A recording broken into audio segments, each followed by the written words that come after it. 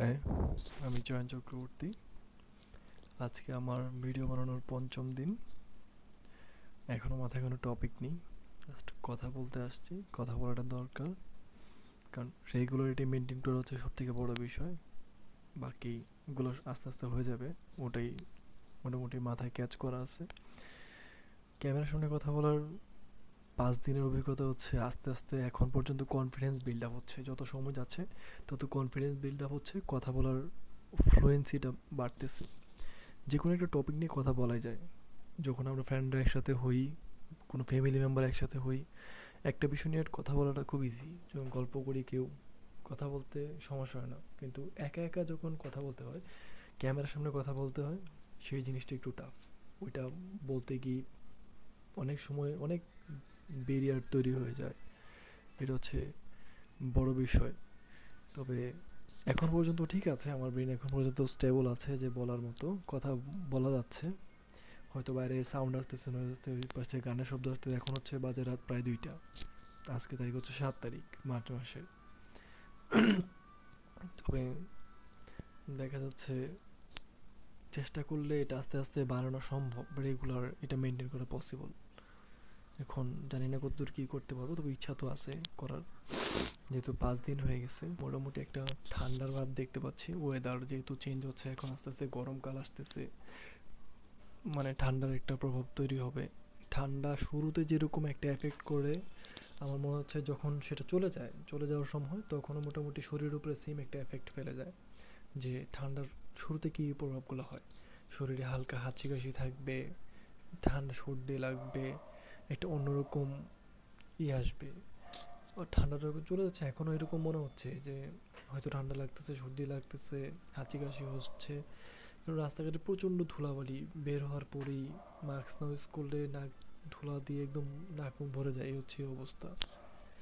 এটা একটা বড় বিষয় এই সময়ের। রাস্তাঘাটে প্রচুর পরিমাণে বালি থাকে, নাক মুখ দিয়ে যাওয়ার পরে সমস্যা হয়। যাই হোক, টপিকে ফিরে আসি। যে টপিক নিয়ে কথা বলতেছিলাম, আমি আস্তে আস্তে সময় যত যাচ্ছে আমি টপিকটা ফাইনাল করব, কোন টপিকের বিষয়ে কথা বলা যায় চিন্তা করতেছি। হয়তো বা একটা লাইটের একটা ব্যবস্থা করতে হবে। আমার পিসির লাইট এতটা স্ট্রং না যে ঠিক মতনে ওই রকম প্রপার দেখা যায়, বা আমার সাউন্ড এতটাও প্রপার ক্লিয়ার আসতেছে না যে কথার ওই রকম নয়েজ আসতেছে ভালো, ওইদিকে শব্দ আসতেছে, ওইদিকে গান চলতেছে, নানান শব্দ আসতেছে। এইগুলো সেট আপ করতে হবে। তবে শুরুতে আস্তে আস্তে সময় নিয়ে করা ভালো। একটা সময় এত তাড়াহুড়া করার কিছু নেই। সময় যত যাবে আমার হয়তো টপিকগুলো ফাইনাল হয়ে যাবে, কোনটা নিয়ে কথা বলা যাবে। আমি যতটুকু ভিডিও দেখে বুঝতে পারলাম, টপিক ফাইনাল করাটা এতটাও জরুরি না শুরুতে, যেহেতু প্রথম 8-10টা ভিডিওর মধ্যে। কিন্তু কথা বলাটা জরুরি, ফ্লুয়েন্সিটা বজায় রাখা জরুরি, নিজের কনফিডেন্সটা বিল্ড আপ করা জরুরি ফ্লুয়েন্টলি কথা বলার জন্য। হয়তো এটা আস্তে আস্তে হবে। যখন হবে তারপরে একটা টপিকের উপরে কথা বলা যাবে। কথা বলতে সমস্যা, কথা বলাটা তেমন জটিল বিষয় না। জটিল বিষয় হচ্ছে নিজের কনফিডেন্সটা বিল্ড আপ করা, যে আমি ক্যামেরার সামনে কথা বলতে পারি। 4-5 মিনিট একটানা কথা বলা যায় যে কোনো একটা বিষয় নিয়েও, বা বিষয় ছাড়া নিজের লাইফ সম্পর্কে।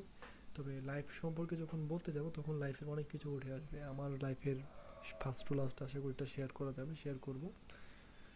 মানে একদম জিরো পজিশন থেকে কেউ উপরে উঠতে গেলে কী কী করা লাগে, আমি এখনও ওই রকম কোনো পর্যায়ে যাইনি।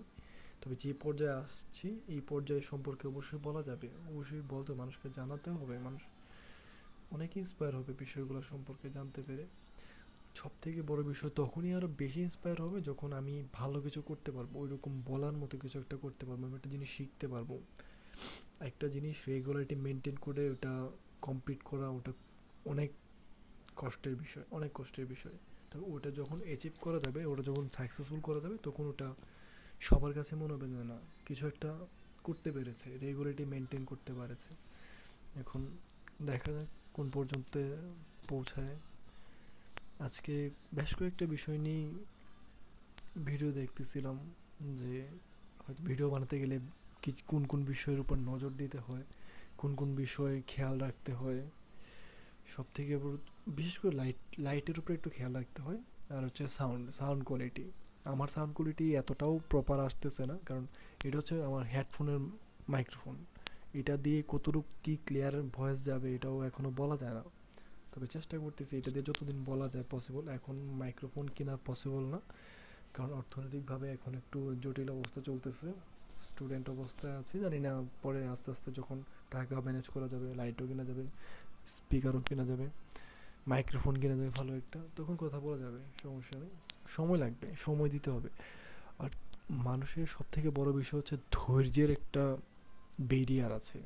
ধৈর্য ধরে একটা জিনিস করার এখন মানুষের মেন্টালিটি অনেকটা কমে গেছে, বড় জিনিস। আমি আমার নিজে দেখাচ্ছিল, মাত্র স্টোরেজটা আবার ক্লিয়ার করে নিয়ে আসলাম।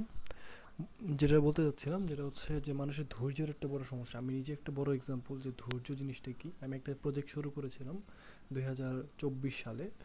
অনেক লেটেন্সি, অনেক চড়াই উতরাই আছে প্রজেক্টের উপরে। আমি ঠিক মতন কাজ করতে পারিনি বা আমার ওইরকমভাবে গ্রো করতে পারিনি। তবে বড় জিনিস হচ্ছে লং টার্মে যে ধৈর্যের গেমটা খেলাটা খুবই জরুরি। যখন একটা সময় যাবে, একটা লং টার্ম প্রসেসে চলে যাবে, তখন ধৈর্যটা, ব্রেনটা ঠিক রাখা, কাজের উপরে ফোকাস দেওয়া, এটা খুব জরুরি, খুব জরুরি জিনিস। যেটা আমি নিজেই করতে পারিনি। আমি এটাতে আমার প্রজেক্টে আমি ফেল করেছি বলতে এখনও ফেল করিনি, চলতেছে। তবে কনসিস্টেন্সি নাই ওটার মধ্যে, আমি তেমন কোনো কাজ করতেছি না, ওরকম কোনো গ্রোথ নাই। পরবর্তী বিষয় হচ্ছে কীভাবে কোনো জিনিস রিসার্চ করতে হয়, রিসার্চ করে বের করতে হয়, ওই জিনিসটা নিয়ে কথা বলা যাবে হয়তো আগামীকালকে। বলবো যে কোনো জিনিস রিসার্চ করে কীভাবে বের করতে হয়, বের করা যায়। আস্তে আস্তে আমার পিসিতেও দেখাবো যে রিসার্চের কীভাবে করতে হয়। আমি ওই একটা জায়গায় ফল করেছি, রিসার্চটা ঠিক মতো করতে পারিনি, বা ওই বিষয়ে এতটা নলেজ আমি নিতে পারিনি। বেশ কিছু ডিসিশনে বলছিল, তবে ওগুলো জানাবো আস্তে আস্তে, কোন জায়গাগুলো মিস্টেক ছিল, কোন জায়গাগুলো ঠিক করতে হবে, প্রপার ওয়েতে যেতে হবে। দেখা যাক কী হয়। আজকে এই পর্যন্তই থাক, কালকে এটাকে বাড়াবো আস্তে আস্তে। আমার ভিডিওগুলো লং ফরম্যাটে নিয়ে যাওয়ার চিন্তা চলতেছে, জানি না কোন পর্যন্ত নিয়ে যেতে পারবো। তো আশা করি আস্তে আস্তে আরও আগাতে পারবো। ওকে, টাটা।